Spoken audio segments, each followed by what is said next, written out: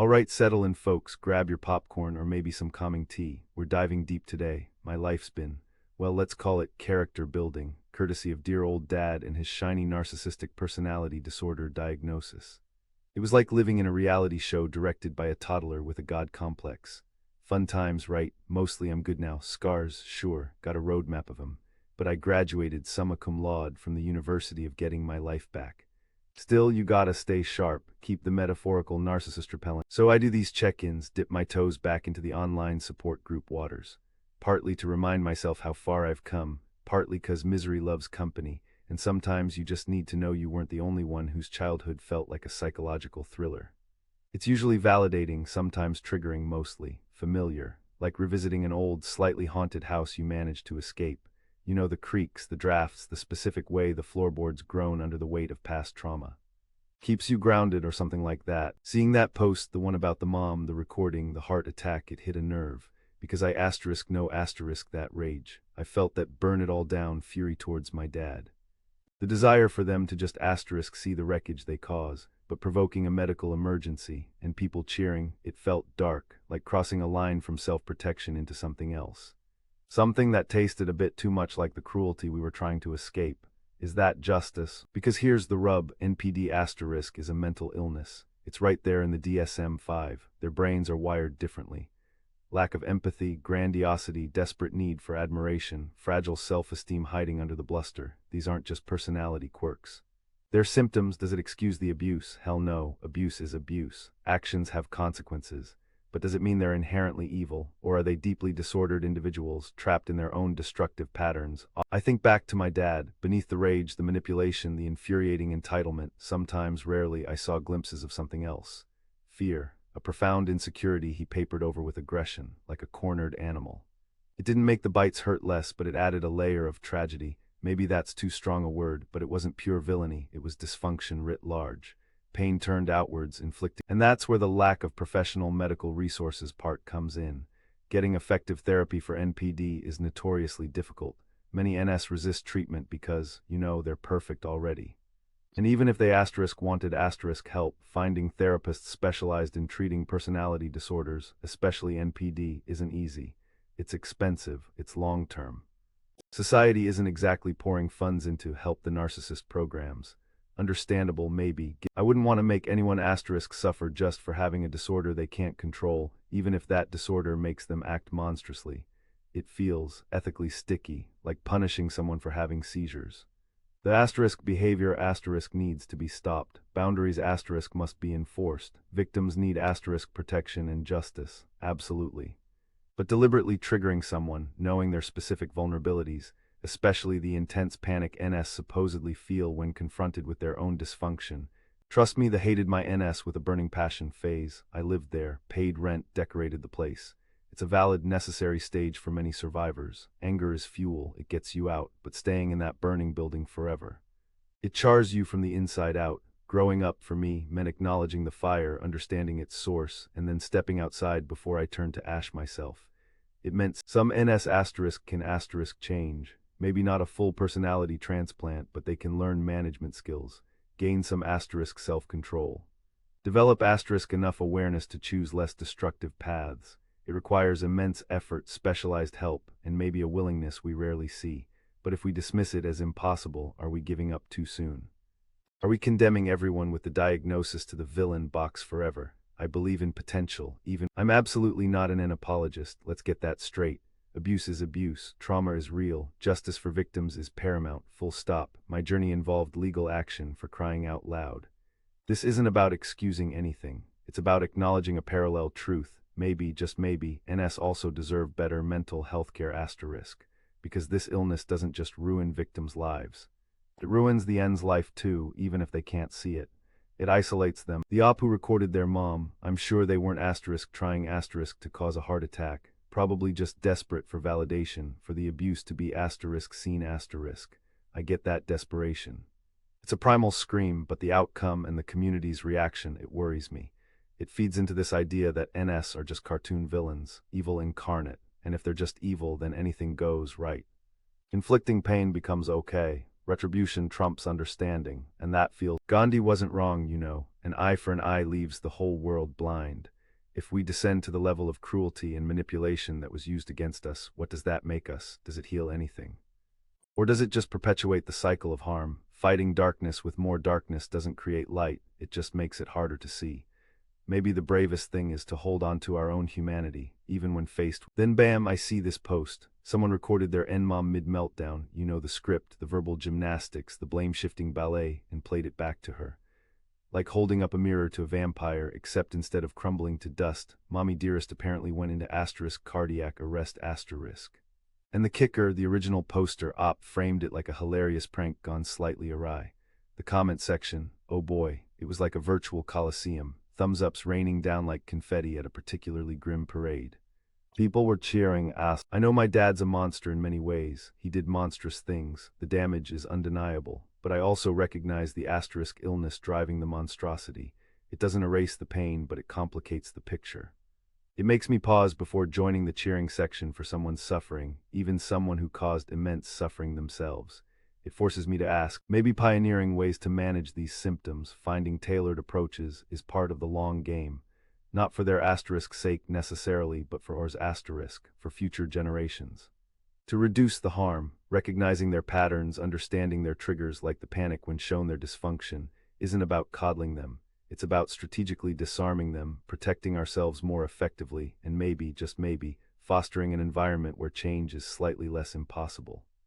Knowledge is power, so the approach of playing back a recording, knowing how fragile their constructed reality is, how terrified they are of exposure, I wouldn't have done it. Not because I'm protecting the end, but because the potential fallout, like, say, cardiac arrest, is horrific and it doesn't actually asterisk fix anything. It's like trying to cure rabies by shouting at the dog. It might feel cathartic for a second, but it's ultimately ineffective and potentially. It's easy to paint NS as pure villains, especially from the trenches of abuse. They create so much destruction, but maybe the villain narrative is too simple. Maybe it lets us off the hook from grappling with the messy reality of mental illness, trauma, and the potential for harm that exists within complex human beings. Maybe seeing them as asterisk both responsible for their actions and profoundly unwell is closer to the truth. This isn't about finding excuses for my dad or anyone else. It's about finding a path forward for me. A path that doesn't require me to become consumed by hatred or to adopt the tactics of the abuser. A path that acknowledges the full spectrum of human experience, even the parts that are deeply damaged and damaging. It's about holding space for justice asterisk and asterisk for the complex reality of mental illness. Because maybe just managing depressive relapse is part of my ongoing recovery maintenance. Seeing that kind of triggering content and the community reaction could easily send me spiraling. But reframing it, analyzing it, asking these hard questions, that feels like progress. It feels like using my experiences not just to survive, but to think critically about the bigger picture. How do we, as survivors, navigate this? How do we advocate for our... So yeah, my thoughts, it's complicated. NPD is a brutal illness that enables horrific abuse. Victims deserve safety, justice, and healing, absolutely. But NS are also mentally ill people, often profoundly so. Cheering their suffering, even their death, it gives me pause. It makes me wonder if we're fighting the monster effectively or just becoming part of a different kind of darkness. I don't have the answer. I choose to focus on my recovery, on building a life where asterisk I control the narrative. I choose boundaries enforced with steel, but also a perspective tempered with the understanding that mental illness is a destructive force, not just a synonym for evil. I advocate for victim support, and I advocate for better mental health care, even for those who have hurt others. Because maybe, just maybe, reducing the prevalence and impact of NPD is a fight worth fighting. The world isn't black and white, it's messy shades of gray, especially when trauma and mental illness are involved. Recognizing the humanity, however flawed, in someone who caused you pain doesn't diminish your experience. For me, it's about reclaiming my own complexity, refusing to be defined solely by the simplistic narrative of victimhood or vengeance. It's about choosing a path that feels true to my own. Navigating the legacy of narcissistic abuse is a tightrope walk. You're balancing righteous anger with the exhausting pity, the need for justice with the weird pull of empathy for the brokenness you glimpsed behind the monster mask. One misstep and you fall back into old patterns or get consumed by bitterness. Keeping my balance means constantly checking my footing, questioning my assumptions, and reminding myself that my healing doesn't depend on his destruction. My brain did a full-on record scratch, cardiac arrest, cheering, hold up. Wasn't the whole point that NPD is, a asterisk mental illness asterisk, a personality disorder? Like professionally diagnosed, listed in the big book of things seriously wrong with people's brains. I get it, trust me. Living with an N is soul-crushing. My dad practically majored in ruining things TM with a minor in emotional devastation. The anger, oh, it's real, it's a furnace, but cardiac arrest feels different, like kicking someone who's already flailing in quicksand. Sometimes I wonder what my dad's internal world is really like. Is it just a wasteland of entitlement and insecurity, or are there moments of clarity quickly snuffed out? Does he know deep down the damage he's done? Probably not. The disorder often prevents that insight, but asking the question helps me maintain perspective. He's not just a force that acted upon me, he's a person trapped within a severe pathology. Separating the person from the pathology is tricky, maybe impossible. The online communities are vital, they're lifelines, but groupthink can be seductive, especially when fueled by shared pain. The echo chamber effect is real. Seeing that post and the cheering reaction was a jolt, a reminder to engage critically, even with my own tribe. Are we supporting each other's healing, or are we sometimes reinforcing a narrative that keeps us stuck in righteous rage? It's a fine line. We need validation. My experimental tactics weren't about playing mind games back. They were about disrupting the dynamic. Narcissistic relationships thrive on predictable reactions, anger, pleading, defensiveness. That's the fuel. Becoming unpredictable, calm, detached, gray rock, or simply enforcing a no without explanation, it starves the fire. It's not about winning, it's about refusing to play the game by their rules anymore. It's psychological aikido.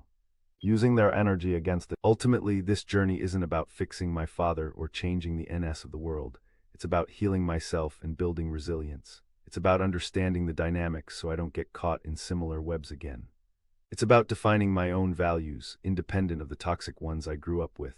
If that process leads me to a more nuanced view of NPD, one that includes both accountability and a call for better mental health care, then that's where I stand. So back to the original question, villain or victim of mental illness. Maybe the answer is both, maybe it depends, maybe it's the wrong question. What matters more is, how do the survivors move forward? How do we build lives of meaning and joy after the storm? How do we hold perpetrators accountable while also advocating for a world with fewer perpetrators and better support for everyone? For me, that means embracing the complexity, focusing on my own peace. Flashback time, Exhibit A, my high school graduation. Should have been about me, right? Nope. Dad threw a spectacular tantrum because the seating wasn't prestigious enough for him, in front of everyone. My friends' parents looked like they'd witnessed a public exorcism.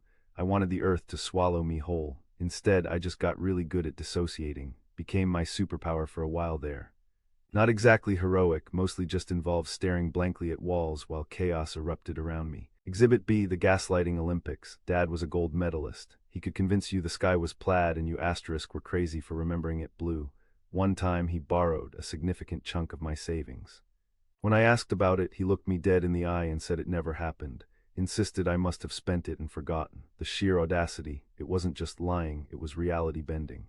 For years I genuinely questioned my own memory, my sanity. That's the insidious part. They don't just hurt you. The fallout wasn't pretty. Anxiety that clung like static, depression that felt like wading through molasses, trust issues deeper than the Mariana Trench. My health literally took a nosedive. Stress is a killer, folks. It took years of therapy, bless my therapist, Sarah, the patron saint of untangling narcissistic knots, just to feel semi-solid again. To understand it wasn't me, it was him, his disorder. Saying it out loud was the first step on a very, very long road back to myself. A road paved with copays and existential angst. Then came the experimental psychology tactics. Sounds fancy, right? Mostly it was learning about gray rocking, becoming as interesting as a dull stone so they have nothing to latch onto. And boundary enforcement, which basically translates to no, just no, repeatedly, like training a particularly stubborn, manipulative golden retriever, except the retriever genuinely wants your approval and the narcissist, well, they want fuel.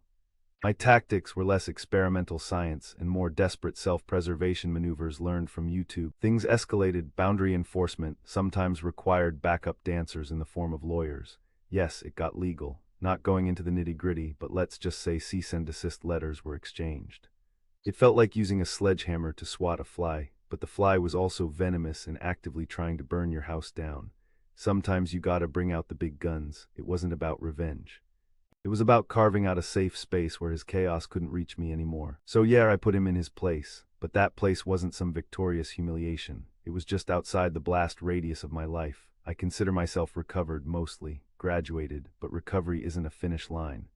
It's more like managing a chronic condition. You have good days, bad days, and days where you see a forum post that makes you question everything all over again. Like, did I fight a monster, or did I just manage to contain a very